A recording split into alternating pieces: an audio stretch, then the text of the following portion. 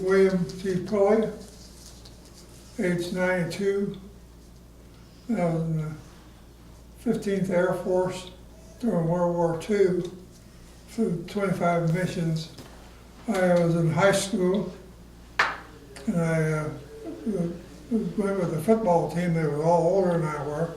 I just went with them, and went to by the place where I joined the service.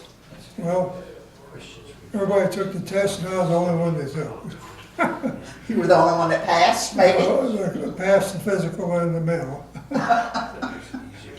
And I was the youngest. In 1942? No, it was in 1944. Okay. 43, I guess it was.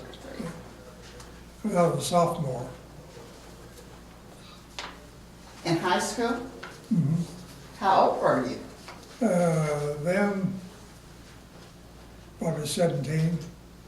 Gosh. And so, all right, tell us from the beginning, what did you do? How did you tell your parents that you were going into the military? Well, I was living with my grandmother in Independence, Missouri. And my folks lived in Fort Myers, Florida. And I used to maybe start high school in Raytown, Missouri. Then we'd move to Florida and go to the winter down in Florida.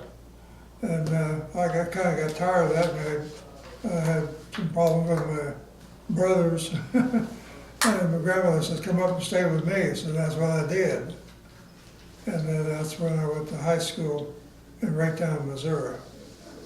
And I knew a lot of the kids there because I had already went to grade school there. And so I knew a whole bunch of them. I played football, basketball, track, softball. I think that was it. So the first day of service, what was that like? Well, I went in February at Fort Leavenworth, Kansas. And guess what? The first thing they do is give me guard duty. And it was cold, it was snowing, freezing rain, and I caught strep throat. And I spent 4 or 5 days in the hospital up there treating me for strep throat. Was this before your basic training? Yeah, before I started the basic training. That was just an induction center at Fort Leavenworth, Kansas. I started my training in Wichita Falls, Texas. That's where I went for my basic. And well, I thought I was going to be a pilot, but I got there, and you had to have 2 years of college. You had to be 21, and here I'm only 18, so that you're not going to go there. Well, I did get to go on one first trip. Guess what? I got airsick. And that pilot says, take it back to the field. Field, I have no idea where it's at, and that really made me mad. So that took care of that part. So I took the basic, and they had an opening down to Panama City, Florida, to the aerial gunnery school.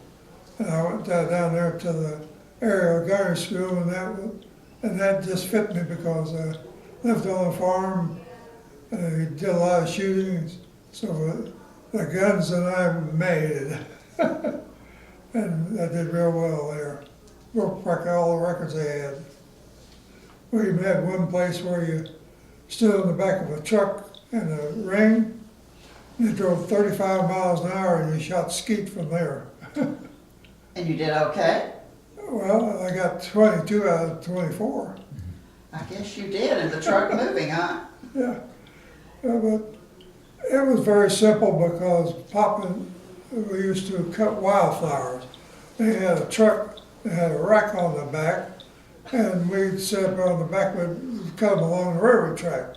Well, we had bean shooters, slingshot, whatever you want to call them, and we had a good supply of rocks, and we were driving along down the highway shooting at all the signs and everything. We were bean shooters.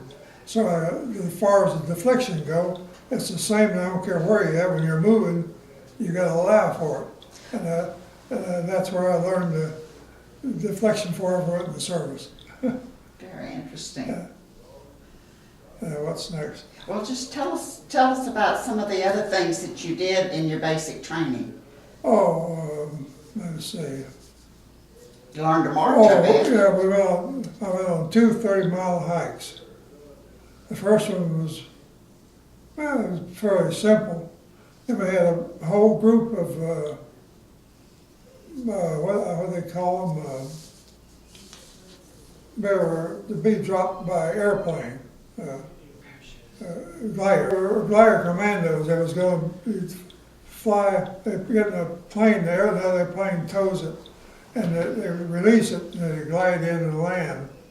Well, that didn't work out too well in there. And they never did take us up. Never did. And anyway, the opening came for that gunnery school, and I grabbed it to go down to Panama City, Florida. And I really liked it there. That was one of the most enjoyable parts of the service I was in. It was shooting guns from daylight to dark. And a country boy, that was great, huh? That was in my land. When you finished basic in your training, did you go overseas? Yes, we went through basic, and we formed a cruise in Lincoln, Nebraska. And we went out to Tucson, Arizona, and we spent, I think it was 3 months there training to go overseas. And that's when they formed our cruise. That's where we started practicing as a crew. And we fly out over the West Coast, and we flew one old plane out there over the West Coast, and it was a night flight, and didn't have any lights on it. I don't know if it was set up or what it was. Anyway, they shot at us out there over those defense plants, because we were flying over there with no lights on the thing. They knew who the heck we were. We could see those things coming up, and we didn't know what they were shooting at. And I don't think they really liked all they was doing, just trying to warn us to get away from there, which we did. But then it came out in the paper next day that thought some Japanese airplane flew over California. Nobody got hurt, though. No. That's one thing. Our crew, when we was overseas, our bombardier, a shell was flying about Vienna, I think, and the shell hit the nose compartment, and it tore up pretty badly. And the bombardier was laying there, and nobody couldn't find no blood on him. Couldn't find what the devil was wrong with him. Anyway, after we come back and landed, they decided that he died from anoxia, lack of oxygen. Tore up the oxygen system up there, and he died from anoxia. That was the only crew member that we ever lost. If we lose another one, they'd take the crew apart and start it all over, because it's considered a hard luck crew. And my pilot was John B. Kennedy, and he was also an aeronautical engineer, and he was on the chief engineer of the cold flow lab on the development of the Titan missile.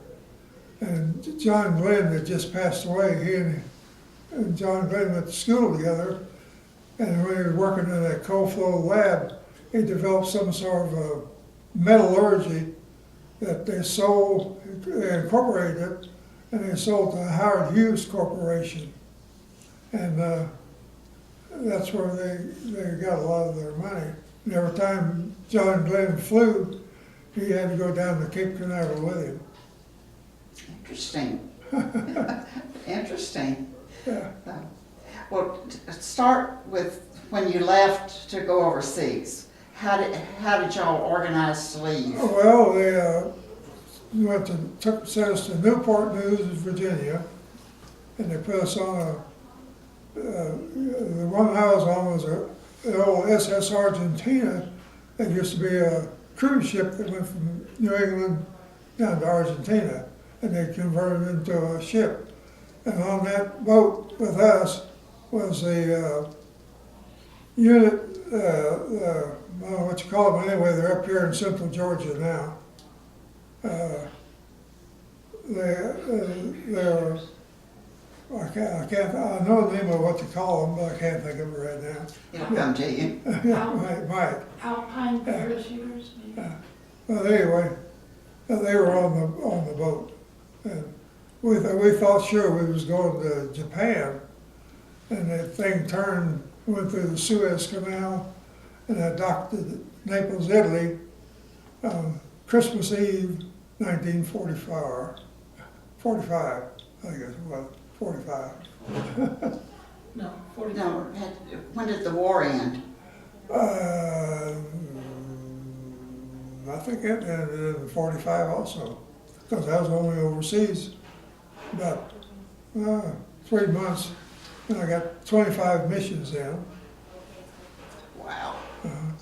But a lot of them, well, they had a lot of double missions. Like we went to Vienna, you got credit for 2 missions because Vienna is the main place where everything the Germans had went through the railroad yards. And they had over 1,000 anti-aircraft guns in Vienna. And from 40 miles out, it looked like a giant thundercloud, from all them shells going off at the other groups of the bombers that was flying through that mess. Of course, I was in the top turret there, and I can't hardly see the ground. It's so far out over the nose and over the wings that you can't see anything you can recognize. You were out there by yourself, though. Yeah. Well, like the tail gunner, he's back there by himself, and the nose gunner, he's stuck out in front by himself. Now the waist gunners, they got open windows and they got a good view. And I didn't have anything to do, that's where I always went to. Let's go back to the waist, because that's where the view's from. Like we flew over Rome, practice missions, I don't know how many times. Every time we get a new crew, they have to be incorporated into the unit, and you gotta make all these flights to get them how to fly a formation like we did. We flew what they call a real tight formation, so no enemy ships can fly through it. And because that causes, you get, there's another name for where you look down the gun and you don't see nothing else. And I can't think of what they call it. And anyway, you shoot through the guys next to you. That's happened multiple times. Were you scared? Not too much. It was apprehensive, I'd say. That aircraft gun, we only saw fighters only one time, and they didn't attack our outfit. They attacked the one up in front. And we had the Tuskegee Airmen over there, and guess what? They were Russians. They mistook us on what they thought we were, and they were shooting at the group in front of us. And the colonel who left the group, leading the group, wouldn't let the gunners shoot back. Anyway, the Tuskegee Airmen came up there, and they shot down one of the P-51s, and then the other Tuskegee Airmen shot down both the Yaks. That's war for you. That was a kind of a mess. We were supposed to fly over the lines and land behind the lines in the Russian part and refuel and then fly back and bomb them the second time going home. But it didn't work out. They never did that again. Because too confused and it's too much mess. I was going to ask you, did you see combat? But you obviously saw combat. Oh, yes. You were in the middle of it. Right in the middle of it. Yeah. I flew, well, they gave me credit somewhat for 25 missions, but actually I think I only flew because a lot of them are double missions, and it's a mess. War is always a mess. Can you think about something that was most stands out in your mind of what you did? Like a memorable experience? I mean, you've already told us about the Tuskegee Airmen, you told us about John Glenn. Yeah. Well, I went to Al Capri to rest camp. Now, like that, the Germans never occupied the Al Capri. Why, I don't know, but they never did. And we never bombed it, and there was nothing there tore up. And where I was at daily, you could go for miles, there was not one pane of glass. Why, when the Germans left, they broke every pane of glass, and between the fighting going on, you could go for miles and you wouldn't see one pane of glass. Why did they do that? And Naples, Italy was a nasty, dirty town. The Sur was a V in the middle of the street, and it was above ground, and that was where the Sur was. That was during the war, but of course the thing was tore up. Okay. You weren't a prisoner of war, were you? No, close we got shot, we got shot quite a few times. We went to Czechoslovakia, went to Isle of Vis. We landed because we had to fly over the Alp Mountains to get up to Germany. We had to fly over the Alp Mountains to get back to Italy, where we were. And with 2 engines shot out, there ain't no way we were going to make it. So we landed on the Isle of Vis. It was controlled by the British. Oh, okay. Did you have any casualties in your unit? Yes. Our unit had 120% losses in the last 6 months of the war. My goodness. See, that's what we were, a replacement unit, our crew was. But the actual losses was 120%. So when one bomber goes down, there goes 11 men. And I flew like that mission to Prague. Squadron puts up 7 planes. Well, 2 of them, one didn't get off, one turned around, went back, and only 5 of us went up to Prague. And guess what? When we come back, ours was the only one. Wow. Wow. Did you get any medals or citations for all of that? The only thing to give was the Air Medal, and there's another one or 2, but boy, how they give them to you? They come in your room, or where we lived in a tent, and throw it on your bed. That's where you get it. That was the ceremony? That was a ceremony. What is the Air Medal? What is that for? It's a basic, like if you fly, I think you give you Air Medal if you fly and survive 5 missions, you get an Air Medal. How many missions did you fly? I think it was altogether about 20. Oh, that's right, you just said it. But some of them were double. The actual trips, I flew with a couple of other crews because I was also a photographer. I think I probably flew maybe a dozen. I don't really know, because we didn't get along with the combat crews, didn't get along too well with the headquarter crews, you might say. Why And was ours that? was a headquarters squadron, and our CO was a current lieutenant colonel. You said you were a photographer? What were some of the pictures you took, and why did you take pictures? Well, I say I was a photographer, but what happens there is we had a big, they put a K4 aerial camera in the waist of the plane with the planes down, and I'm in charge of it. As far as me taking the picture, I didn't take the picture. But because I was a photographer, somebody's got to be in control of it. And actually, I didn't even turn it on. Whoever was up in the bombardier part, when he operated the bomb site, that turned the camera on. And it just ran until it ran out of the film. Was this movie or still pictures? There were still pictures. There were no movies. Oh, But okay. it take so many Snap, pictures, snap. snap, that's right. Interesting, yeah. I've got a couple of pictures at home. I think I've got maybe 1 or 2 down in my room. I've got my helmet, I got my oxygen mask, it's down there in my room right now. Oh, you have a display then. Yeah. I've got secretaries, some of that thing there, but it's all, mine's old. And, So you kept some Yeah. mementos from the I war. had a lot more, but we had an old barn on the farm, and it had a concrete floor in the milk room.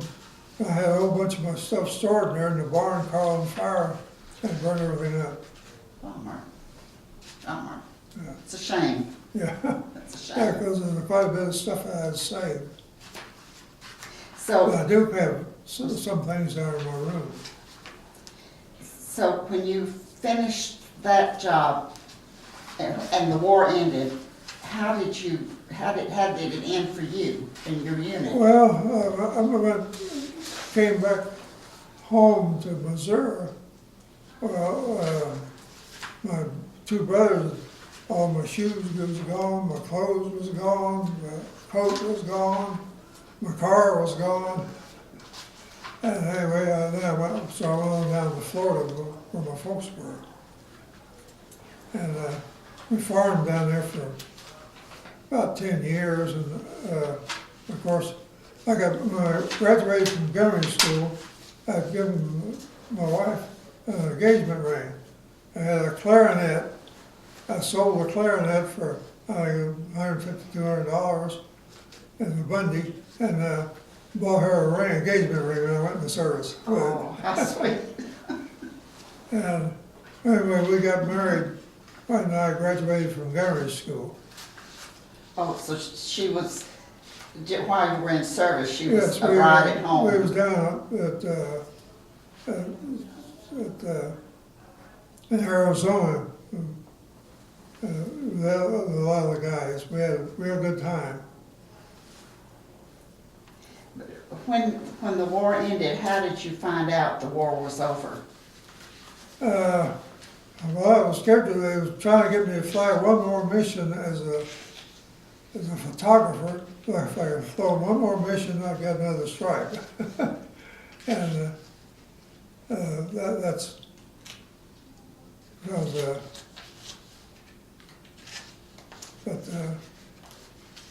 Did you fly? no, I kept aborting the flights, because they kept canceling because they couldn't decide what they was gonna do. Everybody was wanting the war to end, the Germans did, and we did too. Yeah. So when you found out, then they flew you home, or you came back on a ship again? Well, when the war was over, our pilot and our crew, we flew a B-24 Liberator home.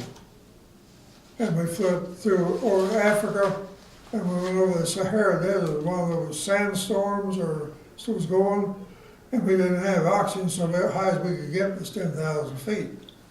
But it was awesome. That was an awesome sight. And we landed in Morocco and 2 or 3 other countries, and we flew from Marrakech, and we went down, well, we going the other way, we crossed the equator and flew over the Atlantic Ocean from Dakar to Natal, Brazil. I would have thought you would have gone and followed the coastline up and back. No, we flew across the Atlantic Ocean from Africa to Yeah. Natal, Brazil. And we flew over the Amazon River, where we flew across it, we estimated to be about 5 miles wide. That thing is huge.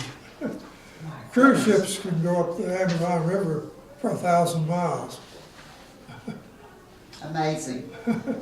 You've seen some really amazing sights.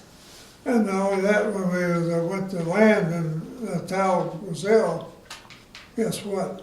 On the approach, we hit a condor and knocked a hole in the wing. Oh my gosh. So, coming home, Coming home, and when we taxied across the field, 2 engines quit, running out of gas. That's how close it was. oh my gosh. And then you hit a condor, that, my goodness. Yeah. and hit a condor on the, and knocked the hole in the wind, so we spent about, I guess, almost a week and a half there while they repaired the wing. Did you get to see some of around the area? A little bit. We didn't have much transportation. A couple of guys on another crew was there, and one of them got him a monkey. But they told us not to mess with them because when you land in the States, they're going, the best come to who wants to mess with a dang monkey. I wonder what he wanted a monkey for. I don't know. But that one crew, they had one. You can see, you can find anything you want.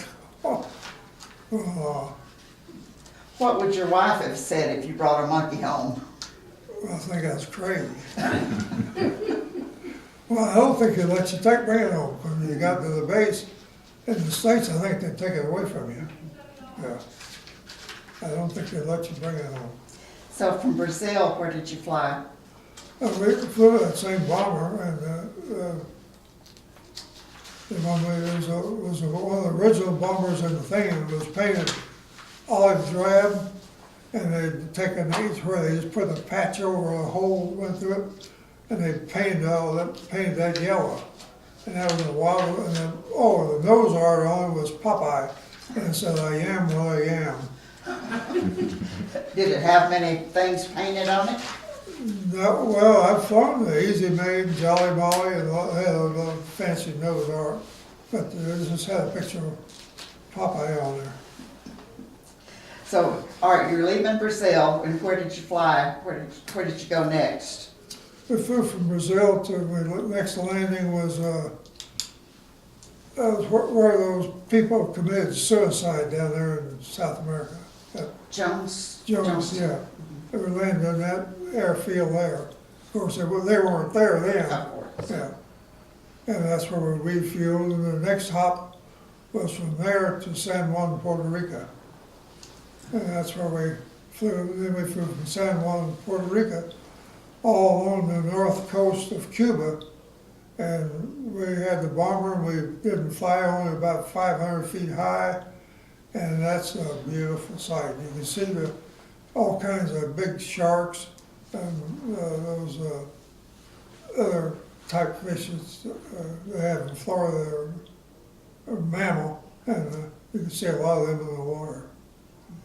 And being up high like that is... Well, we didn't fly too high because we wanted to see the scenery. Oh. I think we got this bomber, and it cruised 200 miles an hour when you got to get to cooking.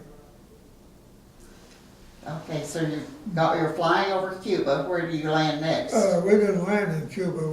We landed, next place we landed was at Charleston, South Carolina. Not Florida. Yeah. Interesting. Yeah. So. And that's where we turned the bomber in. And that's where you finished your service? No. From there, I was sent to Jefferson Barracks in St. Louis. And from there, I went home for a month. And then they sent me from there to Lincoln, Nebraska. And then from Lincoln, Nebraska, I went to Stuttgart, Arkansas. And Stuttgart, Arkansas, they was going to close that base. They wanted to make me first sergeant, but I was able to get discharged. But I joined. I had plenty of points to get out, but I joined for 2 years, and they made me stay the 2 years that I joined for. All the time? Yeah. So because when I had the points, they wouldn't count them, because I signed the line that I was going to be in the service for 2 years. That's what I signed up for. So that's why I had to stay. Well, things happen like that. Yeah. Well, So when you... that's what I signed for. Yeah, that's true. So when you came home, where did you and your wife settle? Fort Myers, Florida. And how many children did you have? 2, well, actually 3. I think $2 over there. Both of them were born in Florida, and then I got a son. He was born in Independence, right at least on Missouri. Mm-hmm. So what did you do in civilian life? Wholesale florist and farmer. Do you think your military service helped you be a successful businessman? Well, I didn't have anything to do with anything money-wise, but it probably did some. What made you decide to be a florist, a seller of Well, flowers? that's what we truck farmed, my grandmother and all of them, and they got to taking a few flowers down to the city market in Kansas City. And flowers, nobody else taking flowers, and they'd take a few flowers down there. And that was back in the 20s and 30s. And that's where everybody went to shop. They didn't have all these grocery stores and salmon market and all that mess. You went down to the city market and bought your groceries from the farmers. And that's, and they just kept growing more and more flowers and less farm produce. And it worked out real good. We used to, like Kansas City has, at that time, probably 100 to 150 florists, and we were even around a route that drove around all in and sold flowers to shops. Before you tell me more about your civilian life, can you think of anything that you haven't mentioned about your military service? Well, after I got out, I used a lot of my GI and went to flying school. Oh, And got my private and commercial pilot's license. And I was flying with another instructor. He taught me how to fly a seaplane, but he was out there at the land thing, and he had a Luscombe Silvair. He was going to show me how to fly it. Well, we got out there, and I thought he was flying, and he thought I was flying, and we crashed the damn thing. I hope you went on the top of a tree or something. Nope. It landed out there on the Page Field, and he kind of partly went through the windshield. It kind of knocked him out. It didn't hurt me. I had my seatbelt good and tight. As long as I was flying, I knew what to do. But anyway, walking back to the hangar, we run across a rattlesnake, and he killed a rattlesnake. Just your average day. Yeah, just an average day. And after that, I was out on the farm there doing some tractor work, and a wasp stung me on the side of the face here and closed my eye up. All on the same day. Just three things, though. Three things. Yeah. You were looking forward, not wishing your life away, but looking forward to the next day, huh? And I think the most enjoyable thing, though, was flying that Stearman. It's a biplane. It's got all those wire struts. Every different speed, those wires sing a song. And I just love that. It's fun. I didn't realize that. Yeah, those wires vibrate and they sing a song. He even showed me how to do a loop in it. He said, but don't be doing much of that because it's an old plane, you might tear a wing off. Because I'd do it sloppy because I wasn't real. But he showed me how to do one loop, and he said, that's it, don't mess with it no more. I used to do stalls and spans and stuff like that. Now, that was after you got out of service. Yes. Did you have any adventures like that while you were in service? Not too much. Sounds like you were so busy flying, business-wise. Well, the service it's more everything is cut and dried what you gotta do. You know? It's like, we had one place there, like shooting skeet. You stand on this weapon bed in the weapons parade, had a ring up where you stood in, and you drove around this track 35 miles an hour, and you shot skeet from there. And that was tricky. That's amazing. Well, tell me about your growing up. Well, we lived on a farm, and if there wasn't anything that could be gotten into, we did it. How many brothers and sisters did you have? 2 brothers and a sister. Older or younger? Yeah. We had a lane that went down to the house, and we had a friend that we didn't like too well that used to come out with the folks. So my brother and I, we took and tied a string across the lane and hung rocks, and that's where we hit the windshield. It was a muddy road, and it didn't go very fast. And it hit him and didn't do any damage. I didn't like it too well. You've intrigued me. Tell me another story. Oh, let's see, what would be another one? You were a rascal. We'll be on the farm there was a little cheap housing development came in 20 acres behind the farm, and they went to a different school. Well, anyway, they came down on the back side of our farm and built a tree house and one of the trees in our pasture.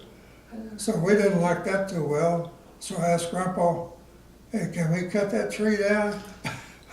And he said, yeah, if you want to. So we went down and cut the tree down. Oh my. Dare I ask for another example? Well, we just had BB wars with them. What? BB wars, and there were air rifles. Shooting at each other? Yep. Did you get hurt? Nope. Were they bad shots? Yep. Were you a good shot, though, is what you Yeah, and I had them all lined up. I was the head of the deal. And that's my cousin, he raises up, and guess what? I shot him right at the back of his ear right here. Because I didn't know he was going to raise up. How old Didn't were hurt you? him. How old were you doing that? Probably 12, 13. I was still in grade school. How far did you go in school? I went through high school, and I went to Weaver School of Real Estate, got my real estate broker's license. That's another thing. I was the only one that ever did that. That didn't sell brokerage or stop. Anyway, I took the course to Weaver School of Real Estate, went down to Columbia, Missouri, and took the test. It took all day to take the test, and I passed it. Did you sell a lot of houses? Well, because I did that, the brokers in Kansas City and Missouri got a law passed. You had to be a real estate salesman for a year before you can get a broker's license. But I already got mine, but I never did use it. But I was the only one that ever did it. So what other jobs did you do? Well, mostly farming. We grew gladiolas, and we had a field of peonies grew for Memorial Day. And we had a freeze, then we had a hailstorm, and it destroyed the peony crop. It didn't kill the plants, because when we used to cut the peonies, they'd maybe put up 5 or 6 shoots in the flower on, where you're only supposed to cut half of them. When we got that freeze, it froze the calyx around the bloom, and the bloom wouldn't open, so the flowers never opened that year. And then they had that hailstorm, there was such a bad hailstorm, it cut everything down to the ground and took all the foliage off of it, and the field died. And we had another grower in South Carolina or North Carolina. He had the same thing happen to him and destroyed his patch of peonies too. And his would bloom early enough that he could sell his for Mother's Day, or ours grew for us for Memorial Day. Did you replant the crop, the field? No, it takes you too long to get it. If you replanted it, I did about maybe 3 acres, but it took too long to get them. Because by the time you start planting them and getting them to growing, probably before you cut any flowers, it'll take you at least 3 or 4 years. And the land got too valuable around there where we were, so I just sold out and quit. Did something else? Well, we also built farm ponds on the farm and had a pump and used a tractor power takeoff to run the pump to run the irrigation. I had, I probably had 2,000 or 3,000 feet irrigation pipe. I had to put all that stuff out and a pain in the neck. And it'd be full of little animals and wasp nests and all kinds of stuff from sitting there all winter when you weren't using it, when you go to use it. That sounds terrible. Okay, we're winding down, but can you think of what was your most favorite thing that happened when you were a little boy? Let's see. Besides shooting your cousin with a BB gun. I'm trying to think. I don't know. Well, we used to every Christmas. My father was from North Carolina and we lived in Missouri. For every Christmas, we'd always get in the car and go to North Carolina. Well, in the South, back in the 30s, they didn't shoot fireworks in the South for 4th of July. They did not celebrate 4th of July. They shot them at Christmas and New Year's. Yeah. Yeah. And we always liked that, because that way we got to shoot fireworks twice a year. Oh, yeah. Okay, let's move forward to your military days. What was the neatest thing that happened to you in the military? I don't know what to say there. Well, let's go forward beyond that. And your civilian life before you retired, what was the neatest thing? Well, Besides having your children. well, I lived with my grandmother. I had an old 34 Plymouth. Well, I parked it up at school and went to play basketball. Well, somebody opened up the hood, took the air cleaner off of it and poured water in the carburetor. We pushed it up with we had an old 38 truck, pushed that thing for 4 or 5 miles, finally got it to run, but it never run right.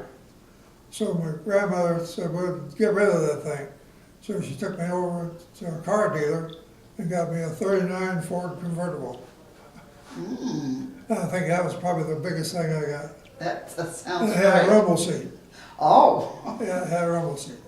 how long were you and your wife married? We got married when I graduated from government school. We were married for probably 60 years more. She was a special girl. Yeah. Yeah. So, started dating when I was a junior in high school. As we wind down, And my birthday was June the 7th and her was June the 9th. So for 2 days I was older than she was. I ruled the roost. that's cute. That's cute. As we wind down, if you had any advice to give to young people about their careers and growing up and making the best of their lives, what would you tell us? Well, Tell my wife people? always had a saying, never go to bed mad. Whether it's marriage or not, huh? You know, don't go to bed mad. Well, we thank you so much for your service, and you had a remarkable military career. And Well, a lot of it was a lot of fun. And some of it, like, there was quite a few people killed, but you don't see them. It's not like when you're fighting on the ground and your buddy next to you gets shot and he's laying there dead and bleeding all over the place. The plane would go down and you wouldn't see him no more. So it was altogether different. It's not like the rest part. Like the old song, in the Army Air Corps, you lived in fame and died in flames. Well, I passed out in that turret. See, we got down to 87 degrees below zero when my electric heated flying suit shorted out. Well, I sort of passed out in the turret, and my radio operator, he's an Irish kid, and he was as tall as I am, except he weighed over 200 pounds. he could manhandle me because I only weighed 130 at the time. Mm. And he got me out of the turret. Well, anyway, I was dreaming, and I guess that's what I was doing. Mm-hmm. I was going from cloud to cloud, just floating on. No, nothing to keep you up there. Mm-hmm. Oh, how I was getting around there. I said, I want to go to that cloud, and I went to it. Well, I finally came to this, what you call it, place where this guy in a white suit was standing there. And I got there and he says, what's your name? And I said, William T. Pulley. And then about that time, there's somebody sitting behind, right behind me, said, William T. Pulley, what's he doing here? According to the book, he ain't supposed to be here. Send him back. That's what happened. And when I woke up, I was laying on the floor in the bomber, and I was covered up with a tarp. And I woke up, I was confused. When you pass out like that, I was in the turret. But now I'm on the floor and I'm covered up. I didn't have any idea where I was at. And finally, the pilot saw my leg. They thought I was dead. They declared me dead. Said I didn't have any signs of life or anything. And You were still that's why airborne. they covered me up. They were still airborne at that time? And well, the navigator came up. He was the one that said, do you know what the outside air temperature was? He says 87 degrees below zero. What the wind chill would be with open bomb bay Mm-hmm. and 2 open windows, and we're doing 200 miles an hour in a bomber. What the wind chill would be, I have no idea. Wow. But anyway, I finally came to, and my leg moved. The pilot saw my leg move. Said, "Hell, he ain't dead." So he put the thing in a power dive with over 20,000 feet, Mm-hmm. and he dove down to where he could breathe. And I came to, and I never did. The only thing really caused me trouble, I couldn't remember how to tie my shoes. And they had to teach me how to tie my shoes. Now, did your oxygen mask, was it destroyed or something? No, I wasn't by passing out and unhooked. Mm-hmm. What happens is that oxygen mask here, and when the turret, somehow or other the electricity went off it, and everything plugs into each other. Mm-hmm. Like your oxygen mask plugs into your coat. Your heated glove plugs into your sleeve. Your heated socks plugs in your pants leg. Mm-hmm. And climbing up in that turret, you got to be a half-ass monkey Mm-hmm. to get up in it. Because it hangs from the ceiling. Mm-hmm. And you can't step in it. You got to get a hold of the ground and muscle yourself up in it. Mm-hmm. And that was the only trouble I had. But I've had a few. Sometimes my arm, yet still, this left arm, still bothers me occasionally. Mm-hmm. But when I get real tired, like if I'm holding a glass of water, my hand just slowly turn, and might spill some of it. I'm always careful I don't carry it. Well, do you have any idea in your mind as far as interpretation of what Well, that was? we had a Catholic priest there, and my O'Brien, he was Catholic. He used to take me. He liked me. He I got along real good.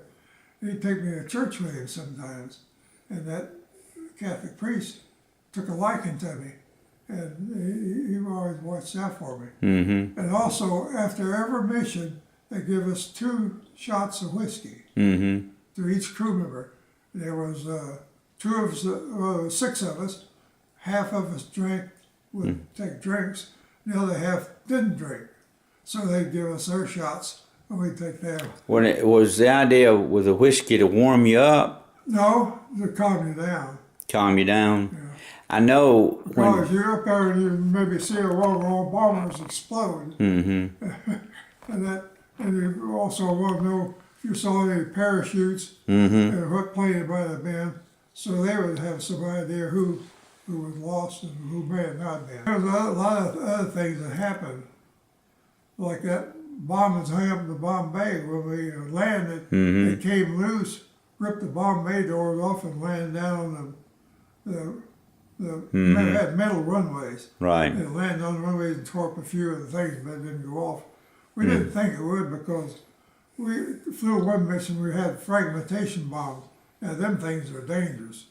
They're like hand grenades with the pin already almost pulled. But the 500 pounders are, you can put it's got a nose fuse and a tail fuse.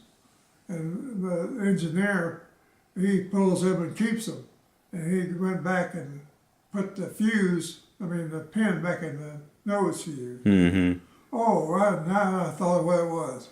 You know, the big aerial camera, the K4 because I was a photographer, so most of the time they had one of those cameras, and I got a few pictures over the house, but not very many. I got one picture where I took pictures when we bombed Graz, Austria. That's where Arnold Schwarzenegger from. He was bombing the railroad yards, and you could see our bombs going off on the railroad tracks. That's what we were bombing. And we flew one mission where we used radar. It just started. You know how far we missed the target? 5 miles. Whoa, that's not too accurate. We blew up a church Oh and my, a school. is that right? Wow. And we used that radar trying to well, they were trying it out. That's what our engineer, our radio operator was doing. And we at least landed in Austria. That was a bad place anyway. Yeah. Oh, our commander, he was a lieutenant colonel because ours was headquarters. He got shot down, and it was over in Austria, and the civilians hung him and the co-pilot. Is that right? Wow. So they always told us, when you crash, try to find army people and surrender to them because you're not going to go nowhere. Now, if you land and bail out over Austria or Romania or anywhere. So it says, just take your 45, lay it on your hand like this, and offer it to them. And we got shot that one time, and we went to Yugoslavia. And we landed on the Isle of Vis. It was controlled by the British. And the plane was really shot. It was shot so bad they just said it couldn't be fixed. And they just left us sit there, and they said that other planes coming in, maybe it wouldn't be just some simple little thing. They could get parts off of it. They had mechanics there. Right. And they could fix them up and fly them.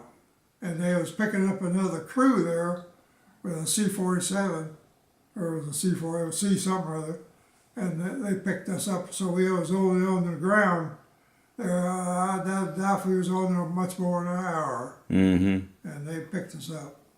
Well, on my right hand here, it must be your left, Yeah. is the Presidential Unit Citation, and we got, when we flew the mission to Prague, Czechoslovakia. It was the longest mission we flew during the war, and there was 7 ships to go up there, a squadron.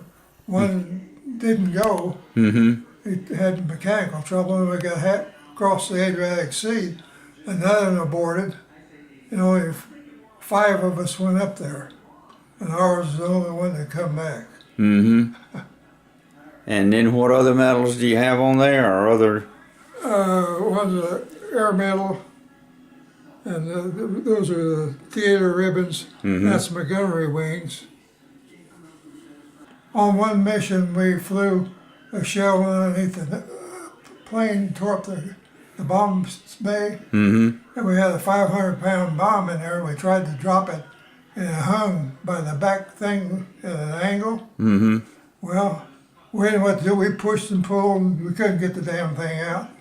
And finally, we decided, well, we'll put the safety wires back in it, and we were going to come in and land. We told them there with the field and what we were doing, and they said, put the thing on an automatic pilot and let it crash in the drag sea. Took a vote, there was not one soul voted to bail out. And anyway, we said, we're coming in. They said, give us a few minutes to clear everything around here in case you don't make it, and it blows up. Well, when we touched down, the thing come loose, went through the bottom, ripped the bomb bay doors off, landed on the metal runway, and just tore up a little bit, but it didn't go off. Wow. It made a big mess. And of course, they plenty of people there to take care and fix it. But we had dual runways. Other than the 465th bomb group, and the 464th was on the other hill, and we had two runways. And you want to see a beautiful sight is when the two formations got together, one peeled off to the right and the other peeled off to the left. And that's it with bombers, where usually fighters do that. But when bombers do it, it's a different view. Yeah. It's a beautiful view. Yeah. I flew one mission bombing the Aurora Valley, and we got shot up real bad. And it had one engine shot out completely, and the other was missing badly, and we didn't think we could make it over the Alp Mountains to get back home, so we landed in Switzerland.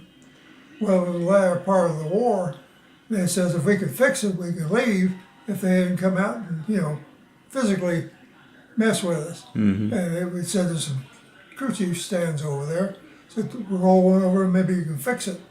But we rolled it over there, and what had happened, the wiring harness goes around the hub, and we hit a piece of flak and cut that wiring harness. That's what shut that engine off. Well, the engineer on the ship, he taped it all back together and fixed it all back up. We fired up the damn thing and running like a brand new motor. Didn't miss a lick. And the one that was missing, we took off. We used it to get up in the air. And once we got up at some altitude, we feathered that one and flew it home. And we were so late getting back, they figured we'd been shot down, and they was forming parties to go, pick up all of our gear in our tent. And here we come in, they couldn't figure out how in the world, because we didn't have enough fuel to be going for an extra 2 or 3 hours. They couldn't figure out what happened.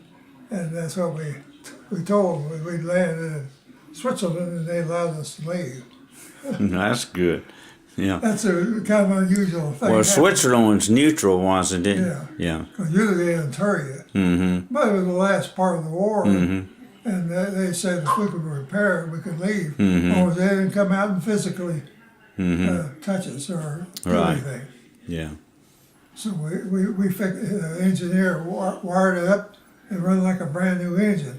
And once we got altitude, the other engine was missing. We feathered the prop on it and flew it home on 3 engines. I flew 25 missions, and practically every mission we'd lose an engine somewhere. Someone would get shot up, they had them on fire. Now that's scary.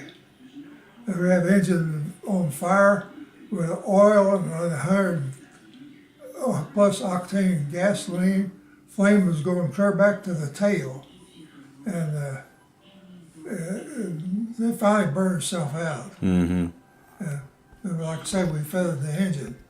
If you can't feather the engine, that prop will spin so much it'll tear the engine right off the mounts.